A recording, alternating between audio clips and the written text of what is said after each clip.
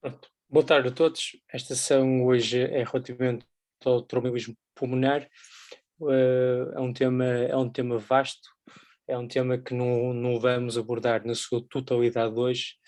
Haverão outras sessões no futuro relativamente a situações concretas na gestão do tromboembolismo pulmonar, quer a gestão do tromboembolismo pulmonar de alto risco de mortalidade, quer depois do tromboembolismo pulmonar de risco intermédio alto, e depois as particularidades da gestão de cada uma das situações, e futuramente também iremos também abordar a gestão no doente que está ventilado invasivamente. Portanto, esta primeira sessão é para abrir o leque deste tema, e em sessões futuras iremos, caso haja a oportunidade de focar depois aspectos particulares acerca desta temática. É como deverão saber, é uma doença cardiovascular muito frequente, tem uma incidência anual também que não é nada que é importante.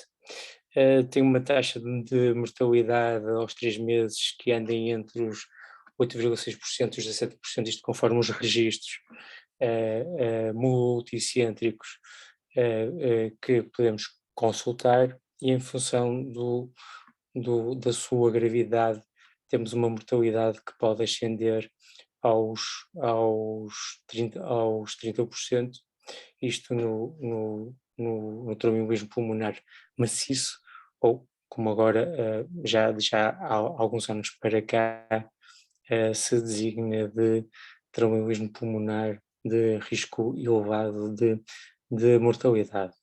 É evidente que ele é macio, o de alto risco de mortalidade é diferente se é uma situação em que temos um doente apenas hipotenso, ou se tivermos um doente que está em choque, ou se temos um doente em periparagem, ou se temos um doente que inclusivamente tem uma paragem por um tromboembolismo pulmonar.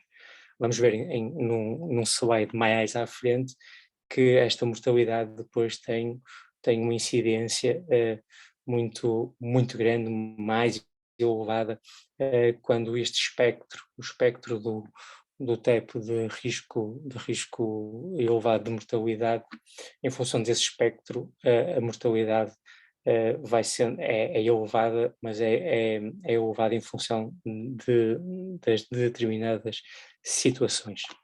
Em Portugal temos um número crescente de casos diagnosticados ao longo dos anos, e para além disso temos também ao longo dos anos um número de óbitos por este diagnóstico, e uma letalidade intra-hospitalar que tem vindo também paulatinamente a descer. E isto tem a ver com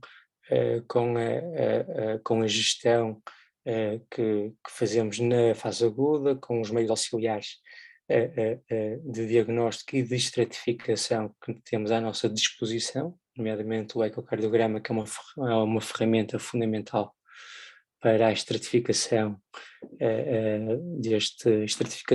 e, em algumas situações, como saberão, de diagnóstico. E esta tendência que nós vemos em Portugal é a tendência que nós vemos quer noutros países da Europa, quer no continente americano, quer também noutros países como na China, como podem ver nestes dois gráficos. E vendo o espectro da gravidade, e quando entramos na gravidade do TEP de alto risco de mortalidade, o espectro da mortalidade, ela também vai variando. Estão a ver que, se tivermos um doente em choque, temos uma mortalidade que ronda os 30%. Se temos uma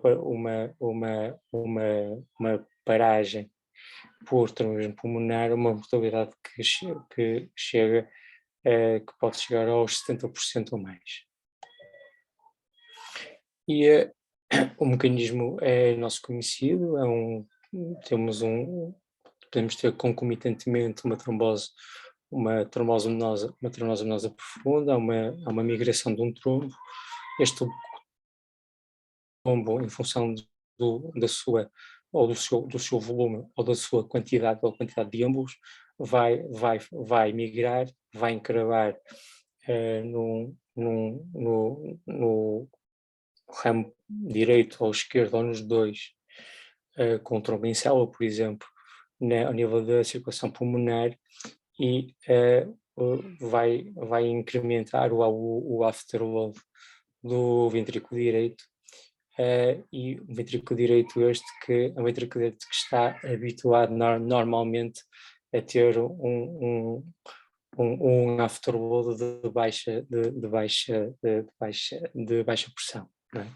E, portanto, quando se vê numa situação em que temos agudamente um aumentar do afterload, este ventrículo direito reage com dilatação, reage ehm, com muitas das vezes com movimento paradoxal do septo interventricular, e quando esta situação está presente, o que temos é uma subcarga de pressão, isto porque poderá também haver concomitantemente uma sobrecarga de volume, mas nesta situação aguda o que predomina é uma sobrecarga de pressão. E, portanto, este movimento paradoxal do septo acontece porque o ventrículo direito e o ventrículo esquerdo têm que coabitar dentro de uma cavidade, rodeadas por um tecido, que é o pericárdio, que não tem elasticidade. E, portanto, este comprometimento do afterload, com aumento de pressão, com aumento de dimensões do ventrículo direito, com este movimento paradoxal do septo interventricular, vai comprometer a diástole do ventrículo esquerdo. E, portanto, são a situação mais grave que pode ocorrer nestas situações. A classificação tem vindo a mudar paulatinamente desde 2000 desde 2014, entretanto depois as orientações estas são as de 2014, são as contemporâneas às de 2008, de 2008 a 2014, havia uma zona cinzenta que correspondia aos TEPs de risco intermédio, em que não havia a atual divisão entre intermédio alto e intermédio baixo, em que inclusivamente a fibrinólise entrava numa área cinzenta e era ao critério do clínico a sua realização. Efetivamente, só desde já 2016 e agora mais recentemente em 2019, após os resultados do estudo do peito trial,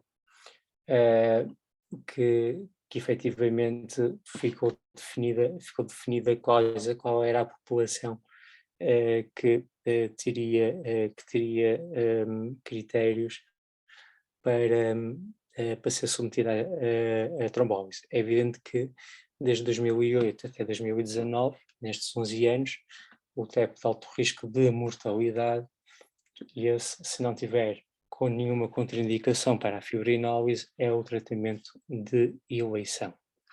É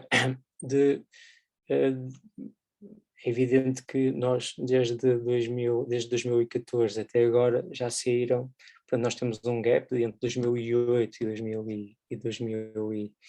2014 de orientações, depois desde 2014 até 2019 já tivemos pelo menos três atualizações das orientações, isto pelo menos pela Sociedade Europeia de Cardiologia.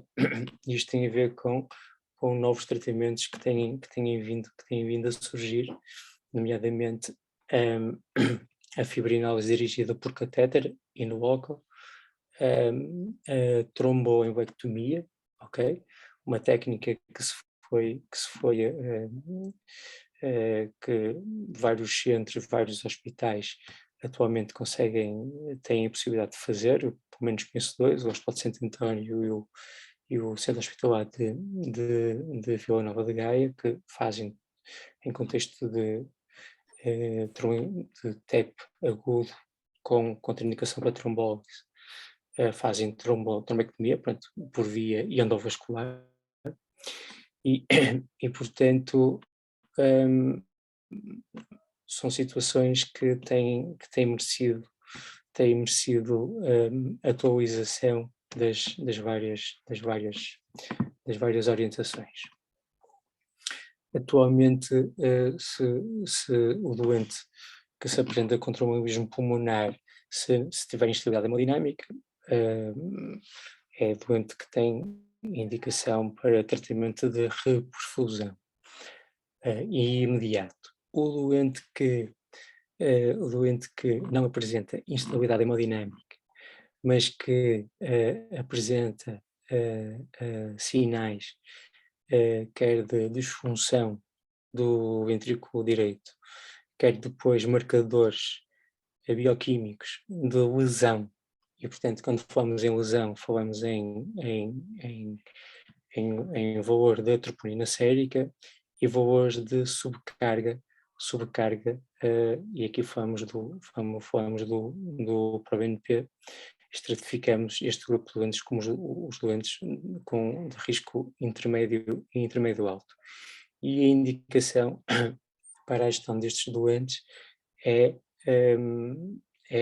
a hipocoagulação e vigiar se estes doentes vão deteriorar ou não, porque se deteriorarem têm indicação para tratamento de reperfusão por fibrinólise ou outro. É evidente que as atuais orientações, quando se fala em deterioração, ok? A deterioração nas orientações, o que é que elas nos dizem? Entendem como deterioração a evolução para hipotensão, a evolução para choque,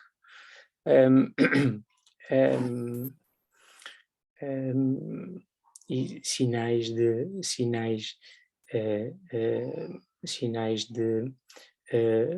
hipoperfusão de outros órgãos. É evidente que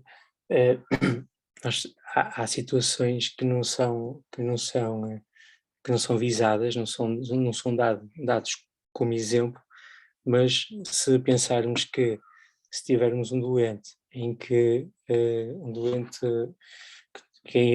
é internado por um tipo de risco intermédio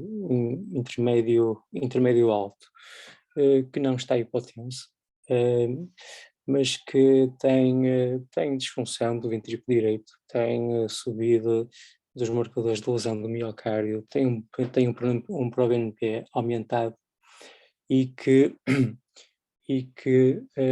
evolui passa de um pulso de 90 ou 95 para um pulso de 130, mesmo que mantenha a sua pressão arterial, isto provavelmente é um doente que está a deteriorar, não é? E provavelmente este é um doente que nós vamos submeter a fibrinólise.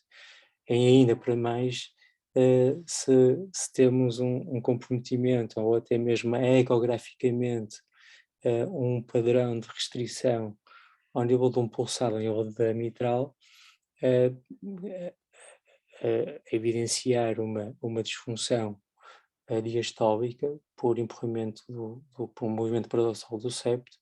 Estamos a ver que se este doente começa a taquicardizar, se mantivermos esta situação, é uma situação que tem um muito elevado risco de deterioração hemodinâmica, de deterioração clínica e, portanto, será um doente em que temos no horizonte a fibrinólise. Um,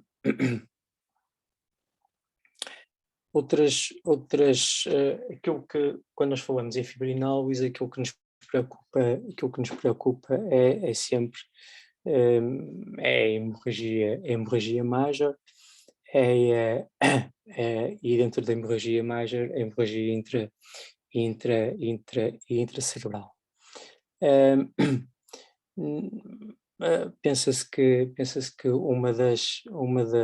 um dos fatores ou um dos mecanismos para que tal aconteça esteja relacionado com a abertura do fórmula noval patente, e esta abertura fórmula patente pode originar uma microembolias paradoxais cerebrais que com a reperfusão depois possa desaguar num evento hemorrágico.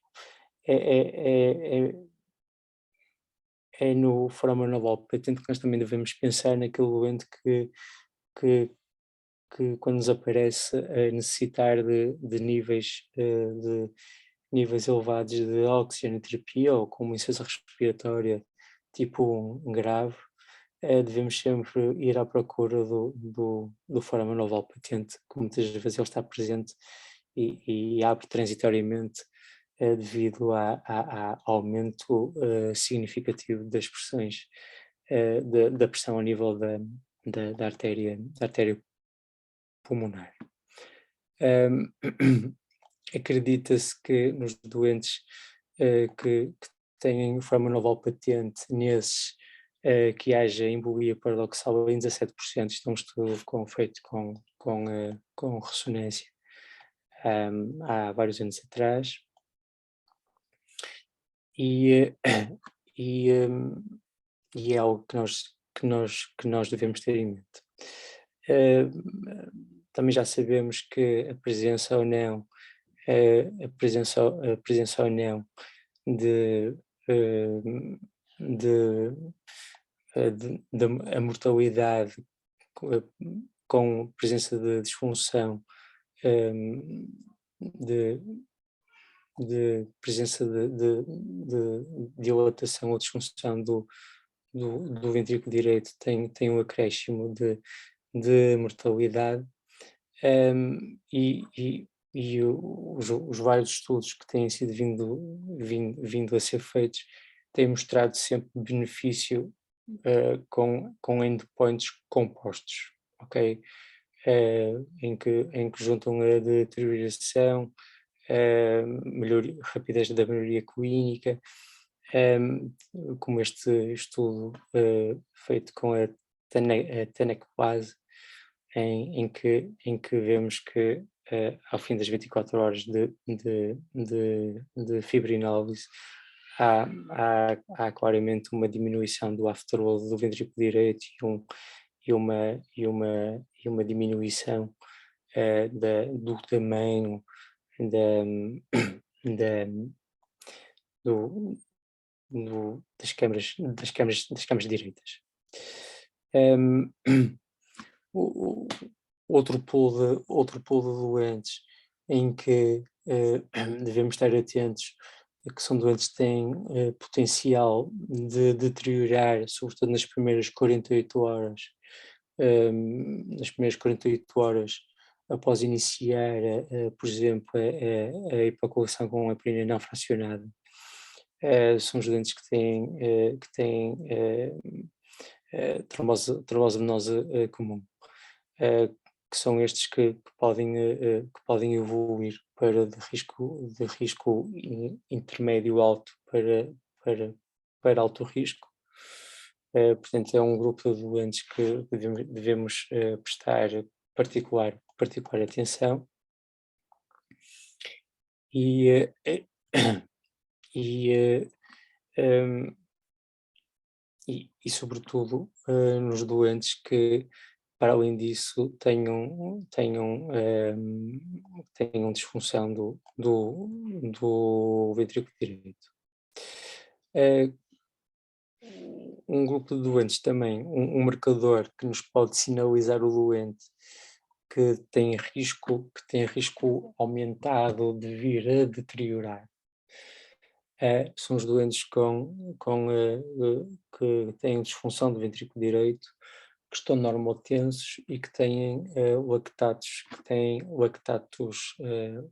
aumentados. Portanto, coloca-nos,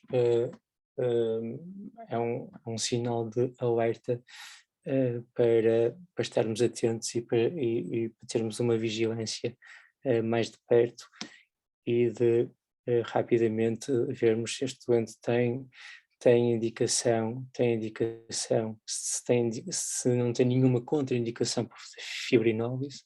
Se tiver contraindicação para fibrinólise, pensarmos em estratégias alternativas. E aqui pode passar por uma tromboembolectomia e endovascular, pode passar eventualmente por manter hipocoagulação e colocar um filtro. Pode eventualmente passar, se for um doente com contraindicação relativa para a fibrinólise, diminuir a dose do fibrinolítico ou eventualmente fazer uma fibrinólise dirigida por catéter em função da experiência que cada centro tiver. E devido a estas zonas cinzentas, cada vez mais hoje em dia se fala, tal como existem as art teams, existem atualmente as PERT teams, que são as Pulmonary Embolism Response Teams, em que temos um grupo de clínicos, o cardiologista, o intensivista, o hematologista, o cirurgião cardiotorácico, um farmacêutico e que um internista, eventualmente. Isto depois depende da organização interna de cada instituição, que caso a caso definem o plano A, a primeira linha de tratamento, a segunda linha, a terceira linha, definem os tratamentos de resgate em função da deterioração ou da possível deterioração, até porque há doentes que não entram exatamente naquilo que são os trilhos das orientações e, portanto, merecem uma abordagem multidisciplinar, cuidada, séria, e muitas das vezes com alguns riscos a correr em função do potencial benefício do doente. Este é o primeiro documento do PERT consórcio. Podem consultá-lo na net, basta colocar PERT consórcio e vão para uma plataforma em que tem toda a informação atualizada relativamente ao tromboembolismo pulmonar, e estou-me a referir aos tratamentos mais recentes, aos estudos que têm vindo a ser feitos também mais recentes. Tem vários webinars que podem ser consultados, e este documento é um ótimo documento, porque nos abre efetivamente o horizonte para nós virmos a tratar cada vez melhor os nossos doentes que são admitidos com este com este diagnóstico. Quando é evidente que nós preocupa-nos sempre a potencial mortalidade, do evento agudo, mas também cada vez mais nos vamos preocupando com o que é que pode acontecer ao nosso doente com tromboembolismo pulmonar, ao seu episódio inicial. Será que a forma como o gerimos inicialmente, será que isso tem implicações naquilo que podem ser as consequências futuras, as consequências futuras deste evento? Ora bem, a literatura diz-nos que a incidência de doença tromboembólica crónica é relativamente reduzida. Esta revisão, este tipo de revisão de dois autores muito dedicados a esta área, diz-nos que temos uma incidência que pode andar entre os 2% e os 4%. É evidente que uma meta-análise mais recente, temos dados em que o espectro de incidência pode ir desde nesta série entre os 9,1% de prevalência até aos 0,4%. Portanto, aqui um espectro grande, e que, portanto, nos chama a atenção para a importância desta entidade. Os estudos mais recentes, o que é que nos dizem? Dizem que quais são os fatores de risco que estes doentes apresentam para evoluírem para situações mais crónicas, nomeadamente a doença tromboembólica crónica. É quando o tromboembolismo não tem uma causa, ok? Não se encontra a causa. Nos doentes com hipotiroidismo, ok? Nos doentes que têm uma clínica superior a 2 semanas, até o diagnóstico ser efetuado. Os doentes que tenham disfunção do ventrículo direito, ok? E esse risco diminui, pelo menos neste estudo. Este estudo diminui nos doentes que são submetidos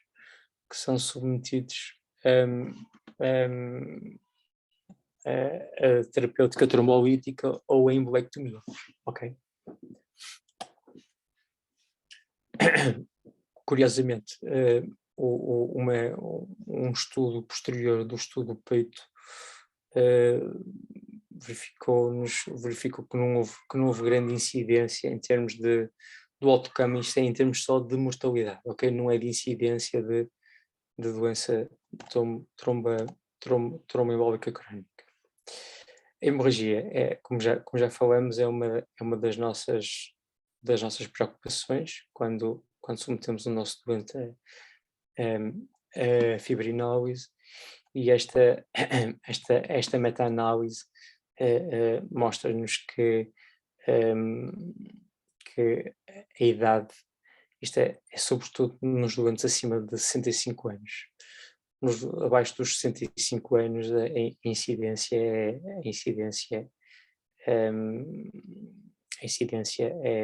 é menor, não tem significado estatístico, e portanto é algo que nós podemos ter em linha de conta quando decidimos avançar para fibrinólise naquelas situações ditas cinzentas.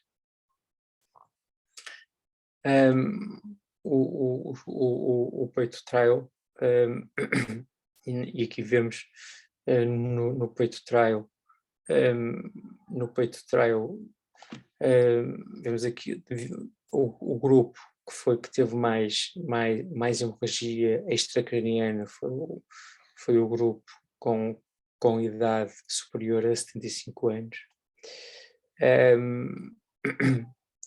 E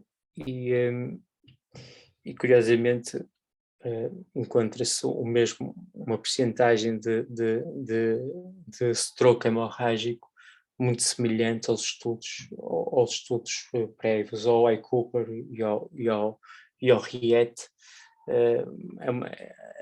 A percentagem é semelhante.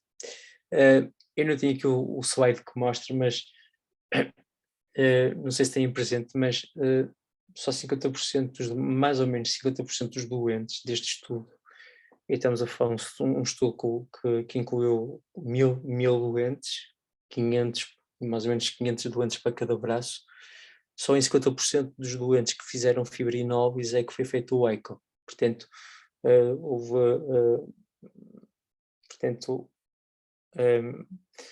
houve doentes que tinham que a decisão foi com base nos sinais de ataque, ok? E portanto, no ataque, os sinais de ataque normalmente são a relação do VDVE,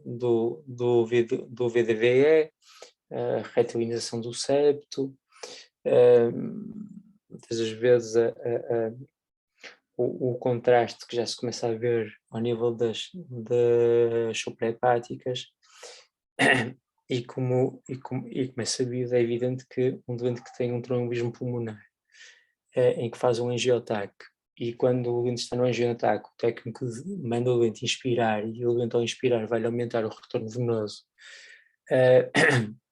vai aumentar a quantidade de sangue que chega ao ventrículo direito, é normal que numa situação que esteja borderline, e essa situação borderline é uma situação borderline que nós num ecocardiograma, né, nesse doente borderline no ecocardiograma, até pode ter uma relação normal de câmaras direita e esquerda. Pode ter, por exemplo, índices como o TAPS ou S' normais, ok? E, portanto, tanto aqui no peito, tanto foram trombolizados os doentes que tinham S' inferior a 10 ou TAPS inferior a 17, como doentes que tinham TAPS e S' normais, ok?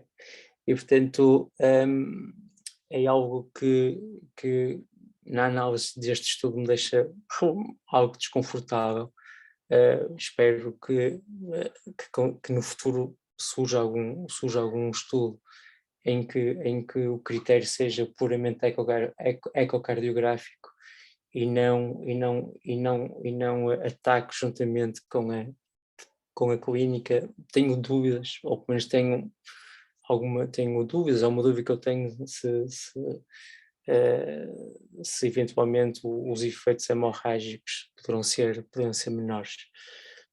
Ou melhor, ou haver mais critério, né? Um critério um bocadinho mais específico, um bocadinho mais estreito, para levar a cabo este tipo de terapêutica. A insuficiência renal também é um dos fatores de risco para haver transformação, para haver complicação intracerebral, ok? Como vemos neste estudo, que tem mais ou menos 10 anos, e isto foi também encontrado, mas nos doentes que isto são doentes com stroke, ok? Com stroke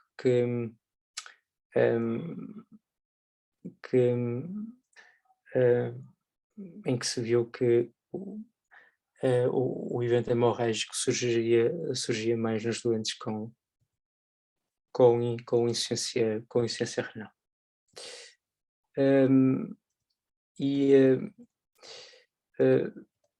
Mais recentemente, os doentes quais são os doentes com mais risco para terem eventos intracerebrais hemorrágicos, doentes com doença arterial periférica, ok? Com história de síndrome coronário agudo, tal idade acima dos 65 anos, e doentes com doença cerebrovascular prévia. E, portanto, termino aqui. Já passo um bocadinho da hora mais ou menos estabelecida. Fico agora nos próximos 10 minutos à vossa disposição para esclarecer uma outra situação que tenha ficado menos clara na apresentação. Obrigada, Alexandre, pela tua apresentação. Alguém tem alguma questão a colocar neste momento?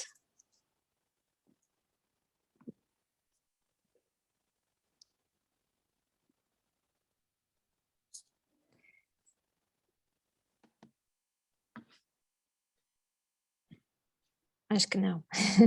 Mesmo no bate-papo não aparece nenhuma pergunta.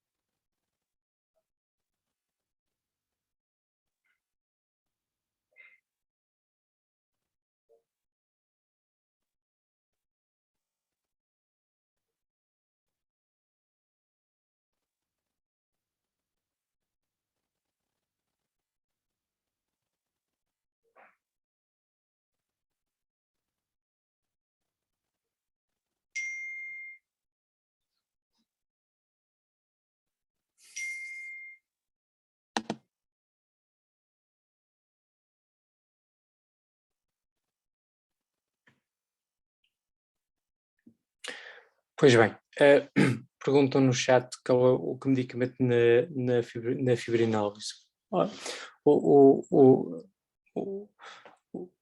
Alteplase, ok? É o medicamento que nós recomendamos na alteplase.